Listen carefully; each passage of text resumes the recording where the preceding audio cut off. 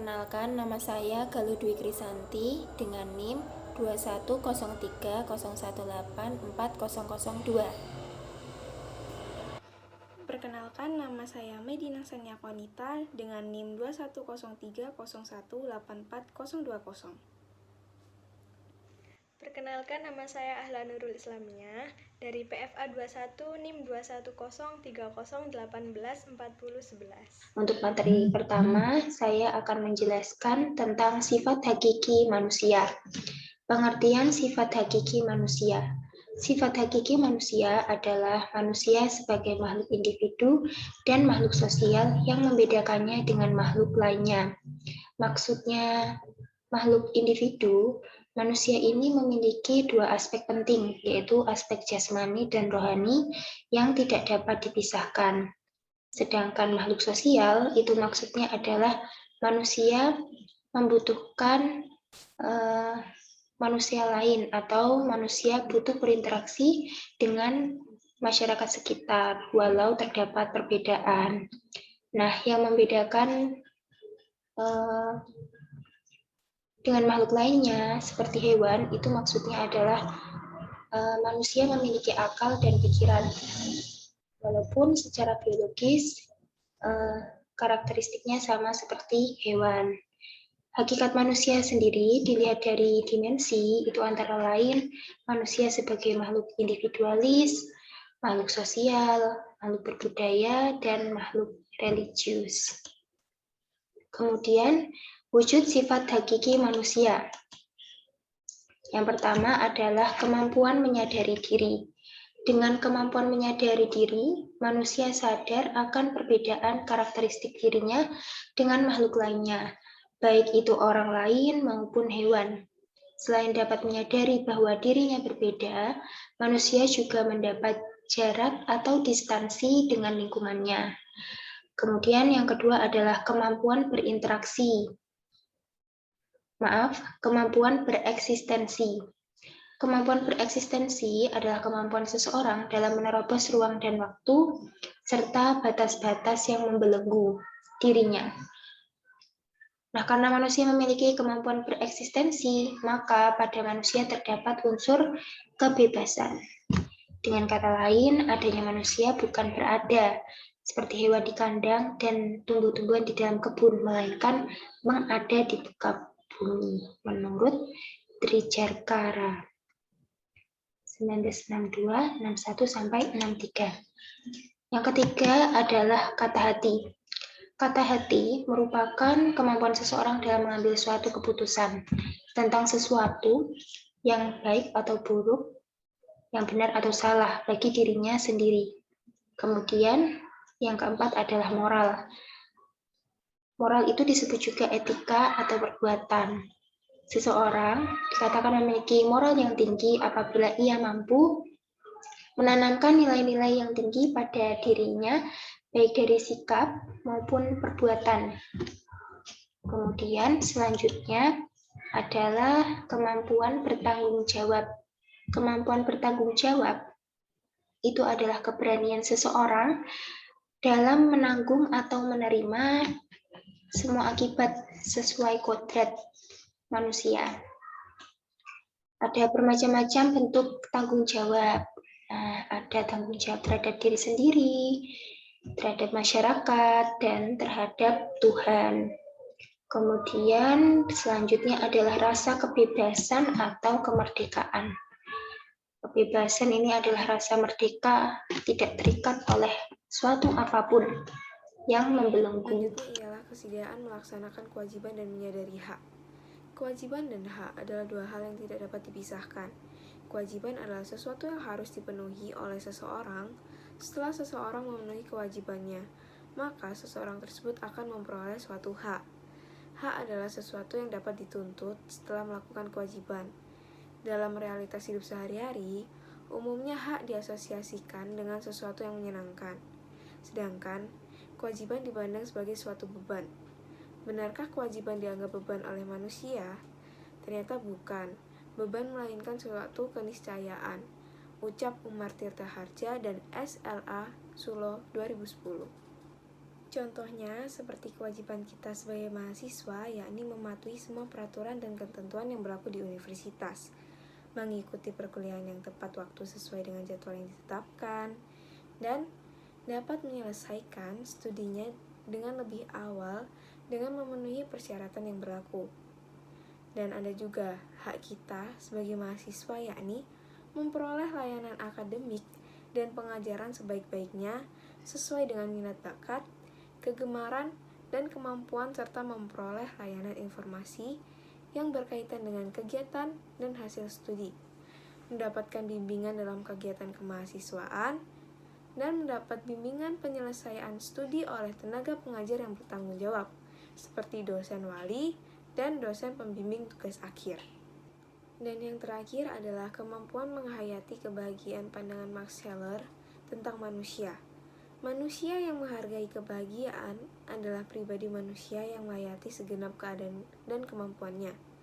Manusia menghayati kebahagiaannya apabila jiwanya bersih dan stabil, jujur, bertanggung jawab, mempunyai pandangan hidup dan keyakinan hidup yang kukuh dan bertekad untuk merealisasikan dengan cara yang realistis. Ucap Umar Tirta Harja dan SLLA Sulo 2010. Nah, maka dari itu dapat disimpulkan bahwa setiap manusia juga memiliki cara yang berbeda untuk menghayati kebahagiaannya. Ada orang yang ingin menikmati kebahagiaannya itu dengan dirinya sendiri, namun ada juga orang yang ingin menikmati kebahagiaannya bersama orang lain, seperti teman ataupun keluarga. Bahkan, tingkat kebahagiaan setiap orang pun berbeda. Ada yang menurut kita itu adalah hal yang biasa saja, namun bagi orang lain itu kebahagiaan yang sangat luar biasa. Maka dari itu, kita tidak bisa menyamaratakan kebahagiaan orang lain dengan kebahagiaan kita. Dan kita juga harus menghargai kebahagiaan orang lain tersebut. Baik, selanjutnya saya akan menjelaskan dimensi hakikat manusia, potensi keunikan, dan dinamikanya. Yang pertama, manusia sebagai makhluk individual atau individual being. Setiap manusia dilahirkan tidak sama, memiliki watak yang berbeda, karakter berbeda, dan juga potensi yang berbeda-beda. Setiap manusia memiliki kelebihan dan kekurangannya masing-masing. Bahkan, Gardner, seorang profesor dan penulis buku Campbell, menyatakan bahwa manusia memiliki 7 kecerdasan, yaitu kecerdasan linguistik, kecerdasan logika matematika, kecerdasan spasial, kecerdasan kinestik tubuh, kecerdasan musik, kecerdasan interpersonal, kecerdasan interpersonal. Kecerdasan-kecerdasan ini selanjutnya kita sebut sebagai potensi yang tentu saja tidak sama dimiliki oleh setiap individu. Ada seseorang anak yang pandai berkomunikasi tapi lemah dalam menghitung ataupun sebaliknya.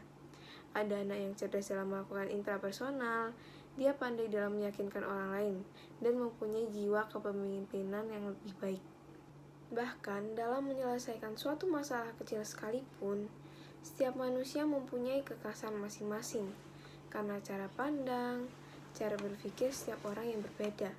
Seperti itulah manusia sebagai makhluk individu yang artinya, menurut Lison adalah orang seorang, sesuatu yang merupakan suatu keutuhan yang tidak dapat dibagi-bagi atau individe. Oke, yang kedua, yaitu dimensi manusia sebagai makhluk sosial atau social being. Setiap manusia pasti membutuhkan orang lain. Tidak ada seorang yang bisa bertahan hidup sendiri tanpa bantuan orang lain. Kesadaran ini yang mendorong manusia untuk lebih bergaul dan beraktivitas sosial dengan manusia yang lainnya. Dengan bersosialisasi di masyarakat, kita juga harus bisa mengetahui mana yang hak dan kewajiban dalam kebersamaan. Menurut Lavengelet, adanya kesediaan saling menerima dan memberi adalah kunci dari suksesnya bersosialisasi. Unsur saling memberi dan menerima ini sudah dimulai sejak manusia lahir. Kasih sayang dan cinta yang diberikan orang tua kepada kita merupakan salah satu perwujudannya.